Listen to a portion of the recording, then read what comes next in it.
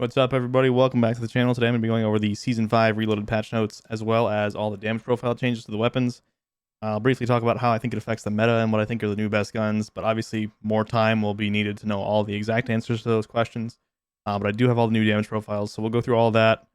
I'll be updating the website with all the changes, but if you guys like the content, drop me a sub, a like, and a comment. It helps the channel out and helps the website out. Let's jump into it. Let's get into the patch notes. So I'm going to skip over all this stuff. I don't really care about that kind of stuff.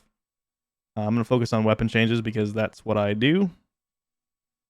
So here's the weapon part. So assault rifles, the C58 recoil was adjusted. They say that it was easier to control than they thought it should be, so they've made some changes, but they didn't really specify what those changes are, so I'll be going over that later because I'm sure I have old recoil plots to compare to. EM2 base optic eye position retracted. I'm assuming this means it's a little bit closer to your face. Maybe you have a little better sight picture. I don't know. We'll see. Again, I'll check that out because obviously I have footage from before without that. Assault rifle Bravo. I believe this is the FAL. I find it funny that they say that it's super good, and that's what their data shows, that it's still super good. Well, I think there's a good chance it looks super good in their data because a lot of cheaters use the FAL because nobody's using this gun. So I don't think this change was really needed except for the cheaters that use the gun. But anyway, upper torso multiplier was reduced from 1.1 to 1, so now it doesn't have a chest shot multiplier anymore. Groza with an interesting change. They made the sprint fire times 15% better. So that's going to make it feel better for a sniper support kind of gun. I think this is going to fit in pretty nicely as a sniper support with that change. Krig got the maximum damage decreased. The mid damage is now 25. Minimum damage decreased from 25 to 23, and weapon kick was adjusted. So I'm not going to test the recoil in this video. I'm just going to go over damage profile changes. But I've heard already that the recoil feels basically the same. Still feels like there's no recoil on the Krig. So you can see that they also say down here, I'm not going to read all of it, but they actually added a third drop off now for the Krig. So we will cover that and talk about how that changes it. Kind of like what they did with the Kilo back in the day when they nerfed the Kilo. Light machine gun alpha for Black Ops Cold War. This is the Stoner. They say they increased the recoil slightly. Again, I haven't tested this myself, but some people have said it doesn't really feel any different.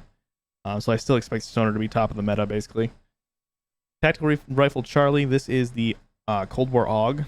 So they say that they decreased the recoil again and made it a little more viable. I've talked about tactical rifles a lot.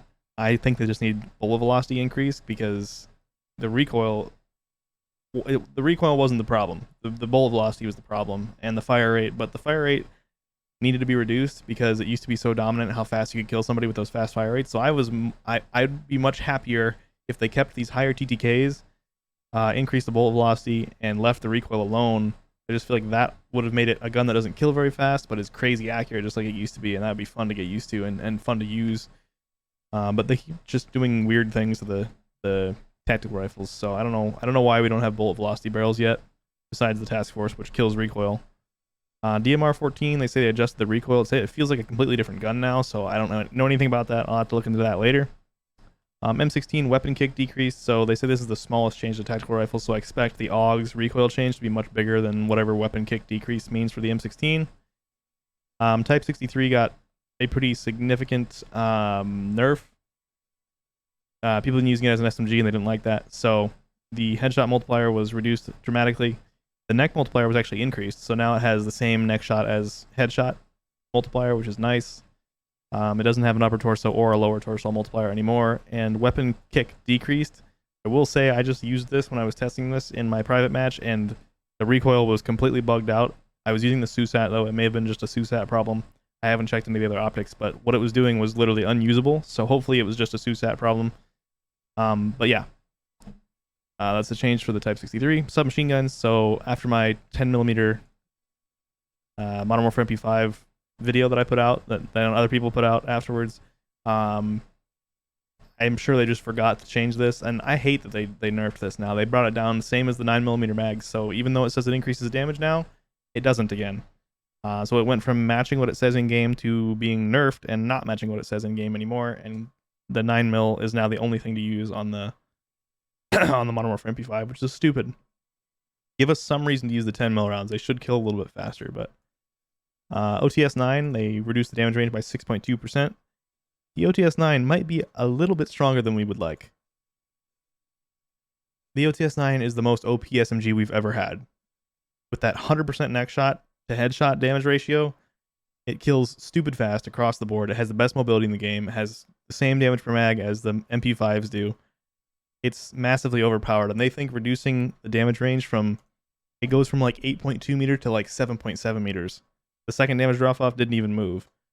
This change is going to make no difference. I'll talk about this as we get into it, but it's just, that's not the change it needed. It needed a neck shot nerf, and it needed just an overall damage profile nerf.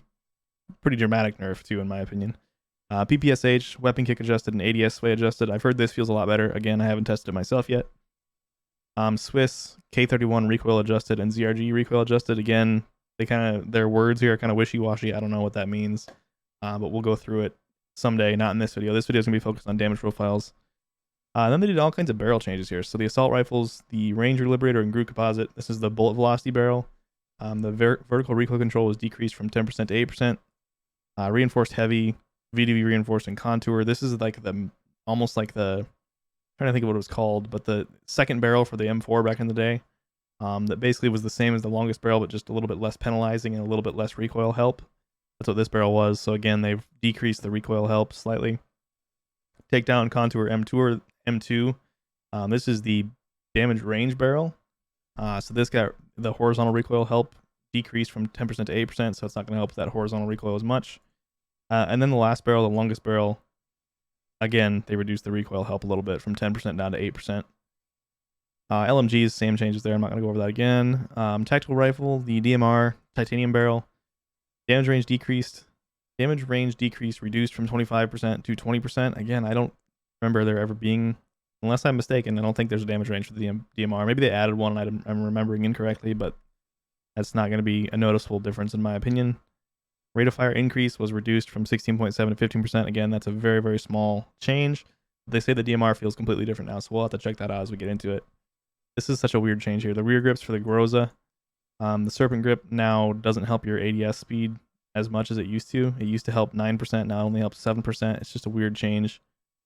Like, what percentage of players using the Groza were using the Serpent wrap before, and why did they feel like that specific attachment needed to be adjusted? Very strange. I don't know. But that's it for the weapon changes and the attachment changes. So let's go look at, on TrueGameData, how these changes affect the TTKs. All right, let's first quickly go over the Krig changes. So I've got the new Krig 6 stats on the left, and then the pre-nerf Krig 6 on the right. So looking at that first damage range on both of them, you can see the headshot went from 43 to 45, neck from 37 to 39, chest from 31 to 33, stomach from 29 to 30, and then extremities from 29 to 30. I said those all backwards. The lower numbers are the new ones on the left here. I said them backwards, but I think you can understand that. So from 0 to 34 meters, it got a nice nerf. So a little bit worse TTKs. We'll get charts in a second. But then from 34 to 56 meters, exactly the same. So 37, 32, 27, 25, 25 is exactly the same as what the Krig was before. But they did have this third damage drop off now. So past 56 meters, it's 34, 29, 25, 23, 23. So we will look at that on the TTK charts real fast. So starting with headshots, 250 health.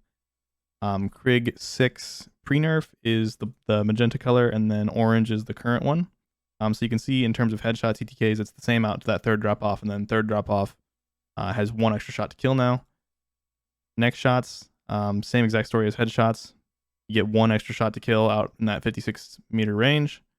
Anything past that, and then chest shots. So chest shots in that first damage range from 0 to 34 meters. It's one extra shot to kill now, which is a nice change. But again, that middle drop off from 34 out to 56 is exactly the same, which is where a lot of the engagements were before. But it is good they reduced that first damage drop off, because with the last barrel and the agency suppressor, your damage range is probably somewhere out around 50 meters.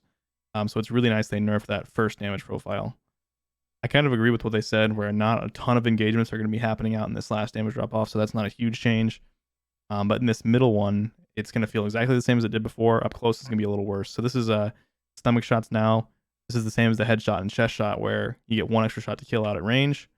And then extremities, I believe, is exactly the same story there. So you can see it is a nice change. I don't think the Krig's going to be useless now. I think it's going to make things like the Stoner and the QBZ much more interesting, much more viable, especially the QBZ, because the QBZ feels a lot like the Krig did before, but they both have very, very little recoil with not amazing TTKs, but not bad TTKs. And now with this change, the QBZ has a decent amount better TTKs than the Krig. So I think it might be worth swapping over to QBZ for a lot of people. I never really used either of those guns to begin with, but as far as easy to control guns, those are pretty much the two front runners right now. I included the Stoner on this list just so you can see. This is chest shots again. Green is the Stoner and cyan is the QBZ. So you can see now the orange line is the current Krig and the QBZ is the cyan. So the QBZ in chest shots kills a lot faster now. Stoner also kills quite a bit faster, and that's including open bolt delay. If I turn open bolt delay off, you're gonna get even better TTKs on the Stoner. The Stoner actually comes out on top over the QBZ if you turn open bolt delay off. And then if we look at extremities real quick, Stoner comes out on top by a mile, and the QBZ and Krig are pretty similar still. Out at range, the QBZ is going to be better now than the Krig at those really long ranges. But really, I like the changes of the Krig. I don't think they made it useless, but I do think they made it worse than it was before. And I think we'll see some people navigate or kind of push away from it now that the TTKs have been increased. All right, let's go over the FAL changes and the Type 63 changes. So FAL here is on the left, current FAL, and then pre-nerf FAL is on the right. The only thing that was changed was that with this was the chest shot multiplier was eliminated. So before it did 53 to the chest, or eliminated 49 to the stomach and extremities. Now it does a 49 to the chest as well. So this is like such a minor change. Occasionally, I guess this might affect shots to kill, but just almost not even worth talking about how small that change is. As for the Type 63, I've kind of got this messed up here. So let me remove the DMR and then recompare. Base stats comparison. So here you can see the current Type 63 after the nerfs today, and then the pre-nerf Type 63 on the right. Before the nerf, it did 124 to the head. Now it only does 94. But before, it did not have a neck shot multiplier. So this confirms that my neck shot testing was correct, because it had no neck shot multiplier before. It was the same as the chest shot, and now it has full neck shot. And I tested exactly the same way. So that's actually a nice little buff for the Type 63. That's going to make you get a lot more headshots. Chest shot and extremities, or chest shot and stomach shot has no multiplier anymore on the currently post-nerf Type 63. So now you do the same to stomach and chest as you did before to just extremities. Before it did 72 chest, 66 stomach. And you'll see a lot of these changes are going to have dramatic effect on TTKs. So let's go look at the TTK charts. So I will just turn off the FALs real fast since we were just talking about the Type 63. This is without the titanium barrel. I didn't put any attachments on here, but the percentage change will be scaling correctly with the titanium barrel. So you can see dramatically worse TTKs everywhere for the Type 63 at all ranges. So I think this was a good change, even though I never really used the Type 63 even as an SMG, even though I knew it had those insane TTKs. It was really hard for me to use. I'm not good at single shot SMGs, so I knew it had those TTKs, but I just never touched it because it was just really hard for me to use. But now there's really no reason to use it as an SMG anymore because they've increased those TTKs dramatically. And like I said, when I was using the optic, I don't know if it was just the SUSAT or what, but the recoil was literally unusable for the Type 63 when I was testing this. But let's look at the FAL. FAL, so again, you're only going to see this change on chest shots. It's one extra shot to kill on chest shots in that first damage range, which the change in DPS is so minimal. Let me switch this over to DPS and turn off the types. So this looks like a lot, but it's just because the graph isn't scaled from the max to 0. It's scaled from 350 to 420. So it's 415 versus 383 damage per second to the chest, which is like such a minimal change that, again, not even really worth talking about. So as I've said a bunch of times, the OTS, I think, is the most overpowered SMG we've ever had in Warzone. And this change was so minimal that I don't know why they thought it was going to make any difference at all. Very, very few SMGs have a neck shot multiplier, and the OTS has a full 100% headshot neck shot multiplier, which is just crazy. You can kill people so ridiculously fast with this thing. Sometimes it just feels like it just deletes people instantly, and that's when you're getting these neck shots and headshots. And like I said, almost none of the other SMGs have neck shots, period. This also has the fastest movement speed in the game, the fastest ADS movement speed in the game, with the fat 40 round fast mag, which you should definitely be using over the regular 40 round because it doesn't change ADS times that much. The reload time is like instant, so you get decent damage per mag, ridiculous TTKs, ridiculous mobility, fast reload time. It's just the best SMG for pushing right now, no question. It had a short damage range at 8.2 meters, so they reduced it by 6%. Now it's 7.7 meters. But again, that makes almost no difference. So let's say beforehand, let me edit the other one, the pre-nerf version. Oh, it's not gonna have any attachments because the name changed, so I can't do this. But let me just edit the OTS. If you put Brew Suppressor, Task Force, and Ember Sighting Point, And if you weren't using Ember Sighting Point before, if you do now, you're gonna have more damage range than before because they reduced it by 6.2% or something, and the Ember Sighting Point increases it by 8%. So it's like just put that on there, and you have the old OTS with a little bit more range back. Maybe you don't have quite as good movement because you were using the other optic before, but really, like this build right here is just disgusting. More damage range than you had before if you weren't using the Ember. Still ridiculous movement because you still have the Bruiser grip. The recoil is fine. The recoil is not bad on this thing at all, especially in the ranges you're going to be using it. So you can get away with Task Force, which gives you better movement speed and gives you much more range. True Suppressor, damage range, bullet velocity, recoil control, and then obviously 40-round fast mag. This is still the best SMG in the game, no question. So this change makes no difference to me. It needed a next shot nerf. It needed an overall TTK reduction as well, because there's no reason to have the best TTKs and the best mobility. I feel like those are two things that really shouldn't go together. So yeah, that's how I would have changed it. All they did was reduce the damage range by a little bit, but still the best SMG in the game, no question. All right, guys, that's all I'm going to cover today. I just wanted to go over the TTK changes to these different weapons. All the recoil changes and things will take me a little while to wrap my head around.